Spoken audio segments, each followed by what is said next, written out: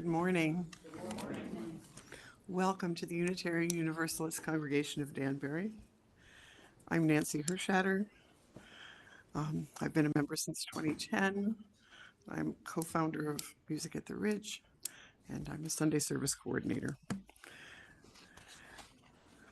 My pronouns are she and hers. Please silence your phones if you haven't done so already. I'm so glad that you're able to join us this morning. You are an essential part of our celebration today. Whether today is your first or 1000th Sunday in our midst, in person or online, we are stronger because you are with us. This morning, we will continue our month of services on the theme of renewal with a service based on the Sunday worship happening at our online National General Assembly, including the sermon on video being used at that service by the Reverend Dr. Molly Hausch Gordon. As we gather this morning, we respectfully acknowledge that our physical building is on the traditional unceded land of the Paugussett people, who once roamed this entire area of Western Connecticut, up and down the Housatonic River, and whose reservation is now a quarter of an acre in Trumbull. Before we get started this morning, I invite you to greet your neighbors, either here next to you or others joining you online. Say hello. Introduce yourself to someone you haven't yet met, or wave across the room at old friends.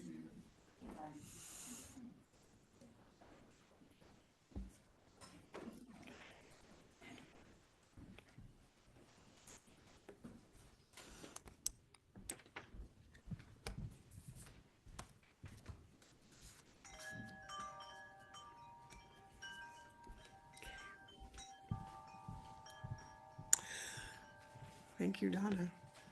There's no formal program for children and youth this morning, but everyone is welcome to participate and welcome here in the sanctuary. Next Sunday, June 30th, our minister, Reverend Tony Lorenzen, will conclude our month of services on the theme of renewal by reflecting on the idea that quitting is not giving up, and the importance of knowing when to push on and knowing when to stop, knowing when to take a break, and as well when to drop it completely and start over. UCD theater goers will be attending Oates Square's Theater Works this Thursday. Tickets are available on their website, 8 o'clock curtain. For more information, see your order of service, our weekly email newsletter, and the events calendar on our website at uudanbury.org for a complete list of events. Lighter chalice.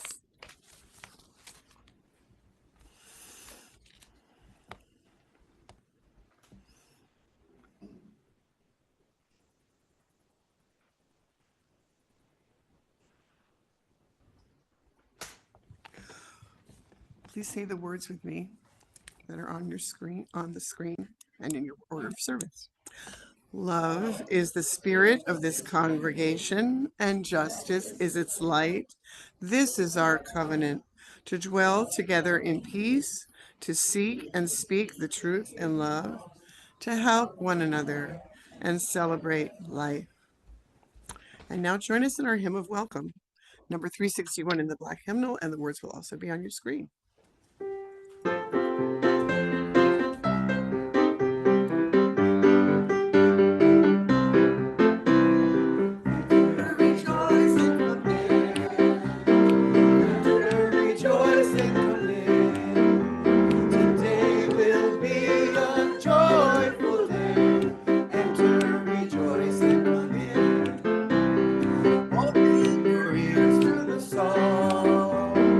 Open your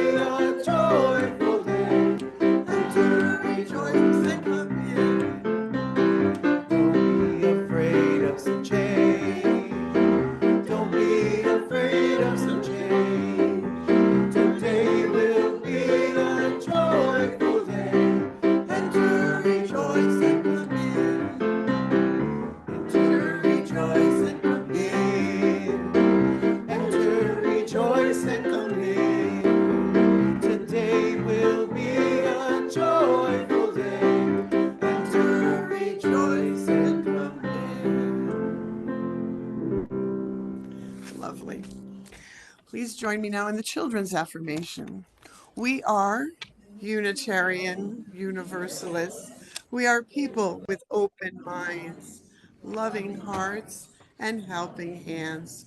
We care for the earth and each other. Okay, our story today, Grief is an Elephant, will be on screen.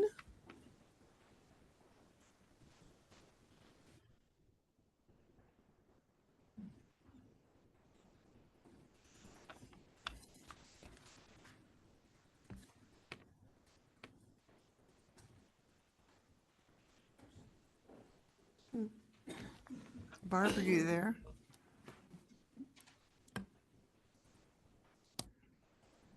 We did a run through and it was fine.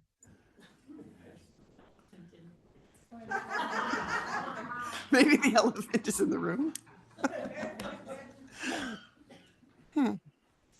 Barb Myers, are you there? This is a book called Grief is an Elephant by Tamara Ellis Smith and Nancy Whitesides.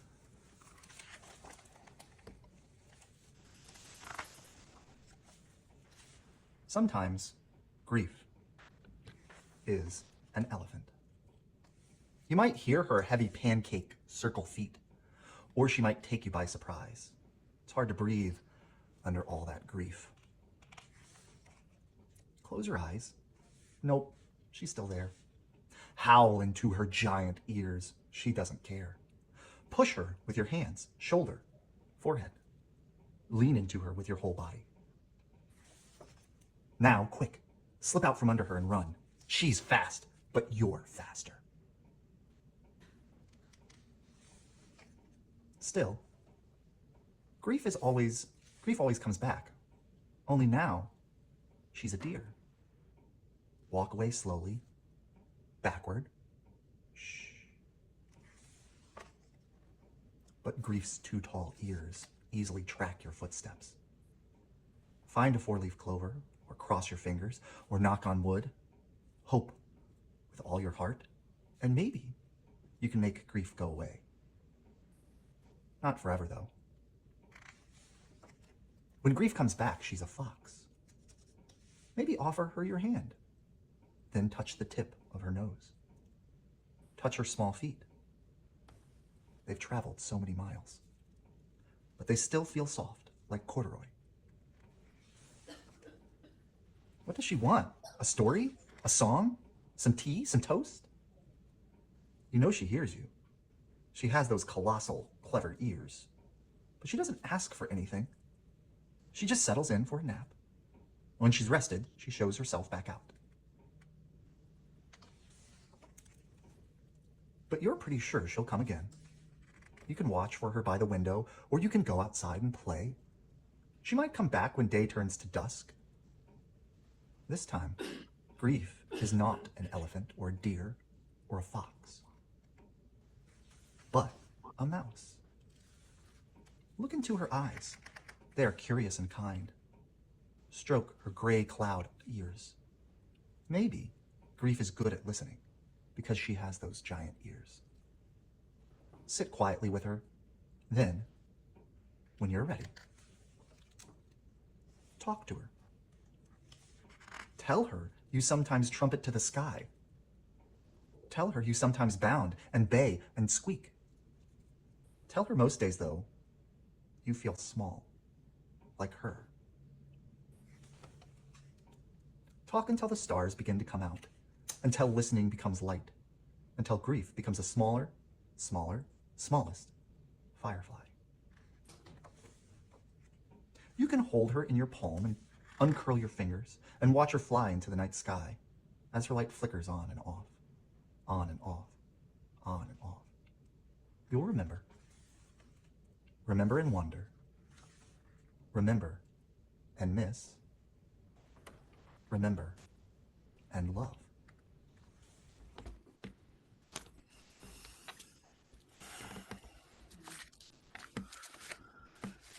So we begin our milestones this morning by holding our entire Unitarian Universalist Association in our hearts, offering a spirit of community and friendship to all the Unitarian Universalists.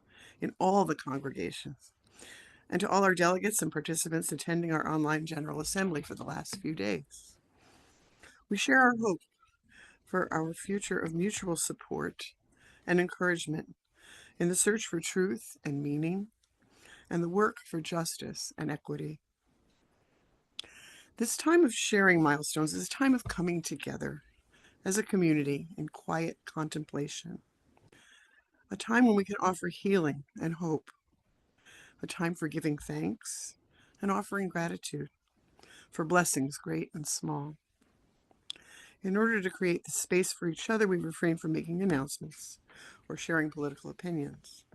If you're with us online, good morning. Please write your milestones in the chat if you wish us to share them.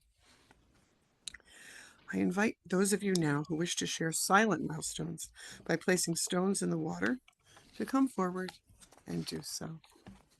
Joys and sorrows in our hearts.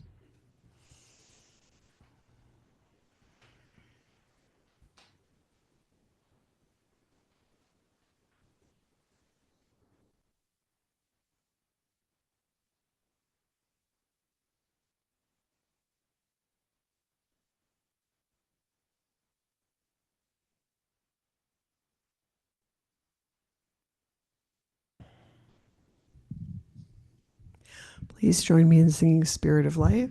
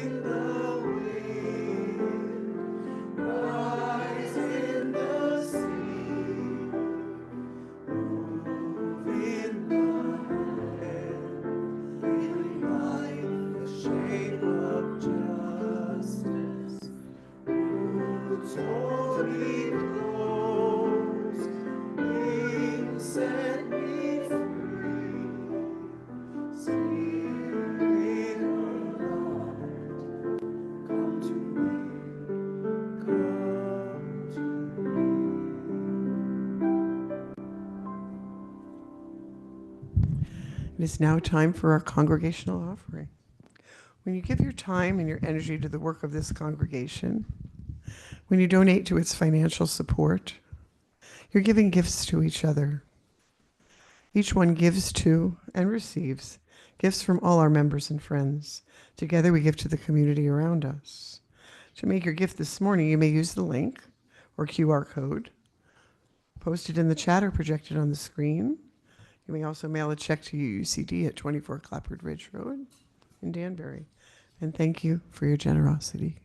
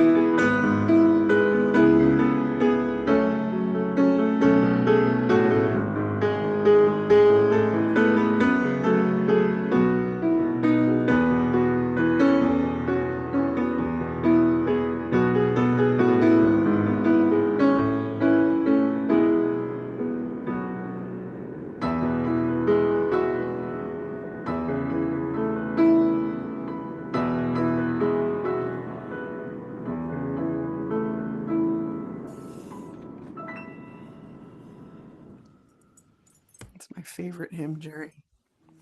Our reading today is Shaking the Tree by Jean Lohman. Shaking the Tree. Vine and branch, we're connected in this world of sound and echo, figure and shadow. The leaves contingent, roots pushing against earth. An apple belongs to itself, to stem and tree, to air that claims it, then ground. Connections balance. Each motion changes another. Precarious, hanging together. We don't know what our lives support, and we touch in the least shift of breathing. Each holy thing is borrowed. Everything depends. And now our sermon with Dr. Molly Hausch Gordon. My 5-year-old Margot May comes to me sobbing and thrusts her snuggle-worn sloth lovey into my face. "Baba is ripped," she cries. "I love her so much. Can you fix her?" I tear my eyes away from my phone, where I've been watching a photojournalist's video of a child just like my own, covered in the dust of bombs, vibrating with medical shock and soul trauma beside a pile of rubble in Gaza. Child, I can fix nothing, but I pull her to my chest and let her tears join mine. 30 years before, I sit with my great-grandmother Iva May at the table her mother brought in a wagon across the prairie, running my hand over a notch worn smooth by wagon wheel and worrying of women. I'm 9. We sit packing away blankets whose edges she neatly crochets by feel, her beloved hobby as a seamstress with sight long gone. She gives these blankets to every baby she learns of, the mail deliverer's son, her cousin-in-law's grandson's newborn child. They're all ours, she tells us. That day we are packing away my blankets for the children I do not yet know I will have. "Can you teach me?" I ask, pointing to her crochet hook. Yes, she can. But first things first. Before we learn to weave, we learn to mend. She brings out a needle and thread, a torn old rag. I cut the string, thread the needle, tie the knot, learn the simplest looping stitch. By this, the world is sustained. Just this thread, just this lesson. First, we learn to mend. Now, my daughter calms herself in my arms. More truthfully, we calm each other. And together we fetch the needle and thread. Under my hands, Baba becomes whole again, while beside us, images of devastation flicker on the screen of my phone. I can fix nothing, but Iva taught me, every baby is ours. First, we learn to mend. It is a theological truth long understood by our tradition that all of our lives are woven and sewn and bundled up into one great tapestry of life. It is a terrible truth of this moment that the weaving is torn and frayed and sliced, sometimes by our very own hands. And I'm not certain that we have learned well to mend. Friends, I want to speak to you today of the web of life, an existential fact about which we Unitarian Universalists love to sing and rhapsodize and sometimes joke. Did you see the UU Valentine that said, "Baby, let's let our interconnected webs interconnect"? It's beautiful, isn't it? The web of life. Sparkling with dew like jewels at every join. All the ways we are connected, accompanied, and so deeply held across all of time and all of space. The depth of our interdependence means that you are in the dancer showing something true about love in the shape of her arm, and in the painting glowing with impossibly captured light. It means there is something of you in the way a rose unfurls, something of you in the engineers that found a way to reach the stars, and something of you in the stars.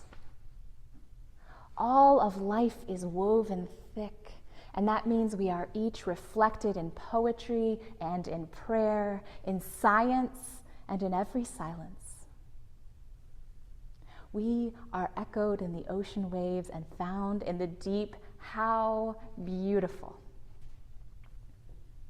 You could almost forget, couldn't you, that a spider's web is also the tool of a predator, that a web is sure death for the fly. Our connections are sticky, and sometimes they are terrible. We are in the rot as much as the roses. And there is something of us in the avarice of the billionaire who hoards 10 lifetimes of security while everyone else teeters at the brink of disaster.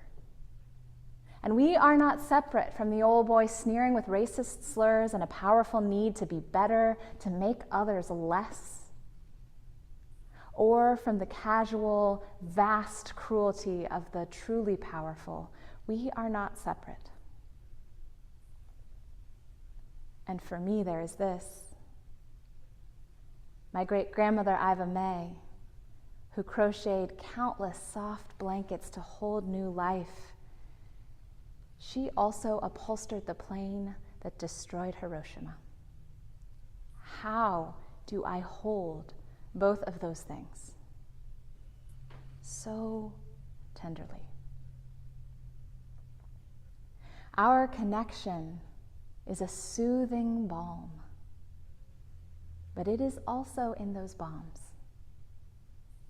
Every baby is ours, and so is every harm. The tapestry of our lives is thick, woven, warp and weft of love and pain. It is beautiful and it is awful. Our interdependence is sustaining and threatening. And God, sometimes I wish it was just one or the other. Our whole culture is set up to tell us it's only ever one or the other. My survival brain would really like it to just be one or the other so I would know how to act. All of us sometimes behave like it's only one or the other, like we're all saved or all damned, all good or all bad. Like we could cut away the harm and have only the love. I know I've wished it for my family tree, to trim off the branches of shame and only let the good stuff remain, perfectly formed, all blessed, holy, uncorrupted. I've wished it. And how could I not? It's in our faith to pursue that moral perfection. Our great-grand forefather, William Ellery Channing, told us that we could, that we should grow in likeness to God. Really, that was the Unitarian good news, that we could grow in likeness to God, could become less messy, more divine, leave bad behind for good, make our way up the shining hill, no mistakes. But hills keep rolling on, high to low, and messing up is how we grow, and growing never ends. And no matter the language you use for the ultimate, perhaps you've been left with just that likeness, just that purity, just that choice, perfection or damnation. And are you just exhausted from the climb? Because maybe you're afraid that they're onto you. Your congregation, your friends, your colleagues, or your people, that they know you haven't got it all right yet. That there's still some greed in you, or some confusion and lots of fear. Maybe you're afraid that you haven't got it all right yet, and that makes you all wrong. And maybe you've even tried to slice yourself out of the web sometimes, because nobody told you that you could just keep growing, because nobody ever taught you how to mend. And even when we do feel like we're getting it mostly right, it hurts sometimes to be so tangled up, to be present to all that beauty and all that pain at once, to hold your sparkle-eyed child and her precious stuffed sloth in your lap while another child is covered in the dull dust of bombs, and yet another is dead in her mother's weeping arms. It aches to be so tangled up. No wonder the weaving is frayed. No wonder it is sometimes torn. It aches to be so tangled up, and it is dangerous sometimes. When everything depends, one misfortune can send it all tumbling to disaster. Surely COVID taught us the danger of our beautiful, tight-woven connections, that we ignore them at our peril, and that even when we manage to attend to them well, tragedy may still unfold. Tangled up in the web of life, so much depends upon forces over which we have no control, forces we may never even witness or understand. We are at each other's mercy, and not all of us are merciful. The poet Jean Lohman writes, "Precarious, hanging together, we don't know what our lives support, and we touch in the least shift of breathing. Each holy thing is borrowed, everything depends." Our interdependence sustains us, and because it sustains us, it also makes us so vulnerable to one another. There is no outright safety to be had in the web of life. There never was. It is dangerous to be so tangled up, and it aches. No wonder the weaving is frayed. No wonder it is sometimes torn. And the call of our faith is to respond to these tangled realities all at once: the sustenance and the danger, the holding and the teetering, the beauty and the pain. We really don't like to feel that second part.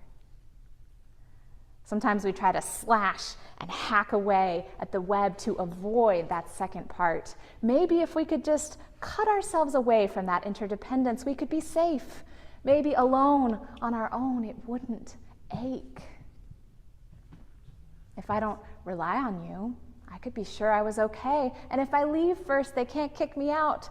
And if I distance myself from your mistakes, I won't get kicked out too. And I'll never have to reckon with the shame of things I used to do before I knew. So slash and hack and tug away.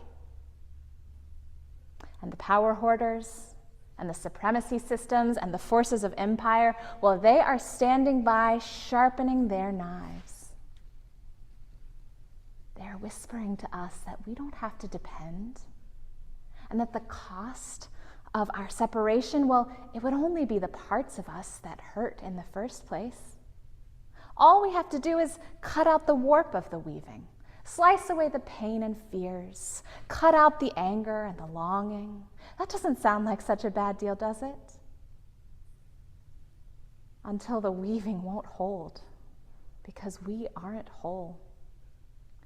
Until it all begins to unravel and our humanity leaves us too, and the weft of joy that cannot stay without the warp of sorrow, and the weft of love that does not exist without the warp of loss. Our lives must have them all. And not just our lives, life on earth must have it all, every strand, every warp and weft. Yes, it aches to be so tangled up. Yes, it is dangerous sometimes. And yes, empire is standing ready with a knife, inviting you to cut your way free of the web. Don't. You must stay. you must stay woven in.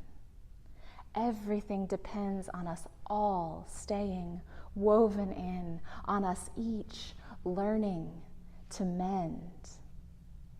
Everything depends. And any separation we might win would be an illusion anyhow. Interdependence is beautiful and it is terrible, but more than that, it is. Our entanglement comes from living in a universe of bouncing atoms and growing life and exploding stars. We cannot escape it if we try, and we harm it when we try. We harm it when we try.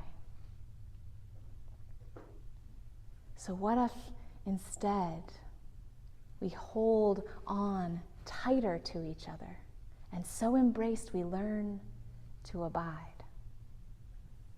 To weave all of life whole, to reknit unjust entanglements into more just ones, to mend the places we've torn in our desperation to escape where the weaving's been worn.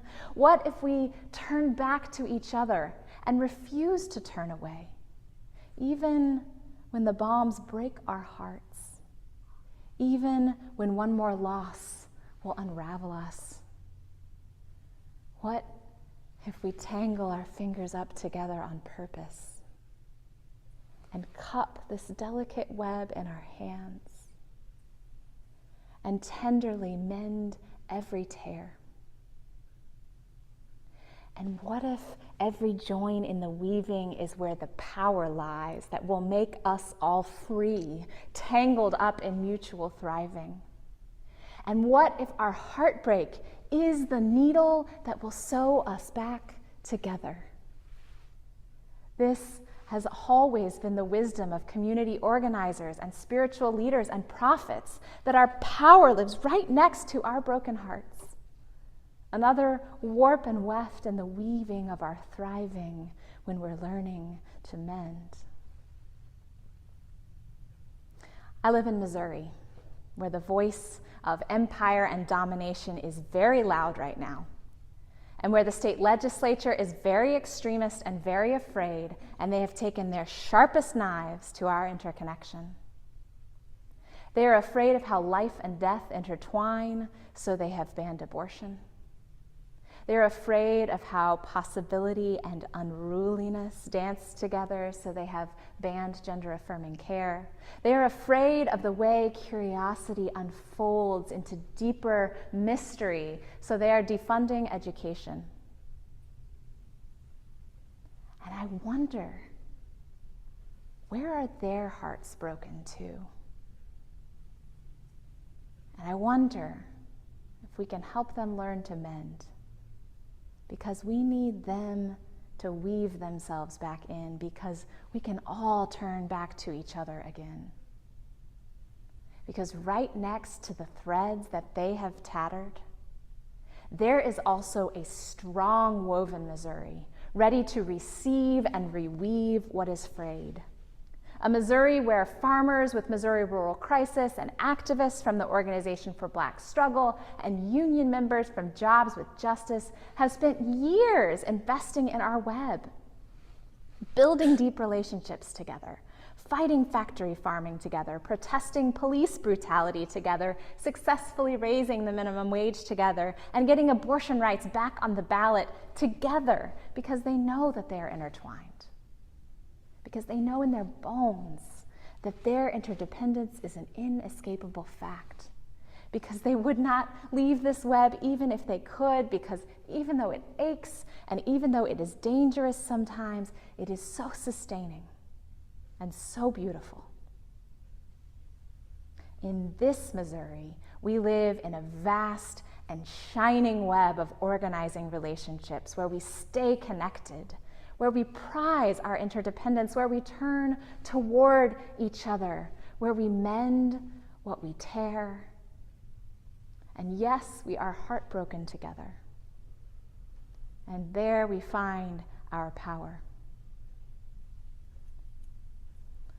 I hope you have a web like that too, in your community, in your congregation, in your beautiful family of choice.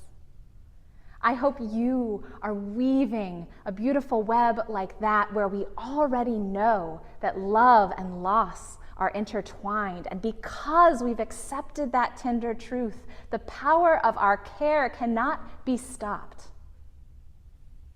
And this too is the promise of our faith, that when we accept the tender truth of our aching, dangerous, sustaining connection, the power of our care cannot be stopped. You know the whole woven web, joy and sorrow, hope and despair, and at our best we are rooted in it, and we are sustained by it, and there is nothing woven that we need to fear, because we are learning to mend. Because we are willing to cry and rage together and dance and rejoice together. And with the strong threaded needle of our heartbreak and our care, we are present to all of it together. And that is where our power lies. In depending on each other and knowing we depend on each other and being unafraid to depend on each other, because it's all woven so tight, because everything depends. I am sitting with my daughter, mending her snuggle-worn sloth and stitching myself in with the children of Gaza. I am sitting with my ancestor, learning to sew and stitching myself in with the victims of that bomb. I am sitting here with you, deep in the web. We are here together, tangled up in the gorgeous ache of love, weaving and mending, and when all else fails, joining our tears. By this, the world is sustained. Just these threads, all of them, wound and bound together, unbroken or mended, encircling. And finally, we pray, we promise, we proclaim. Finally, woven whole.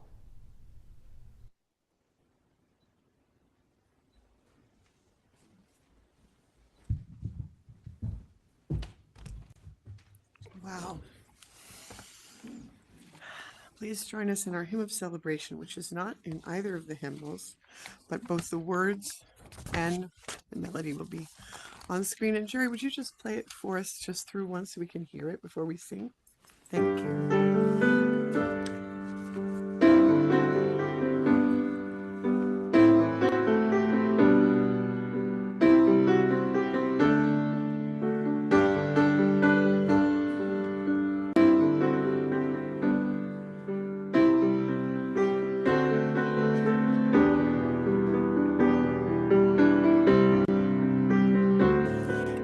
Rise and body your spirit. Let's sing.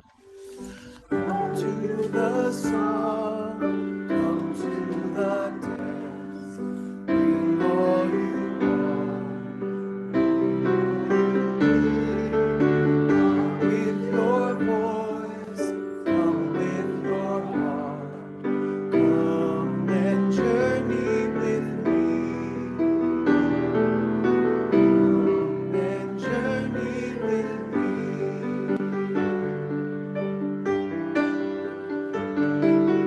For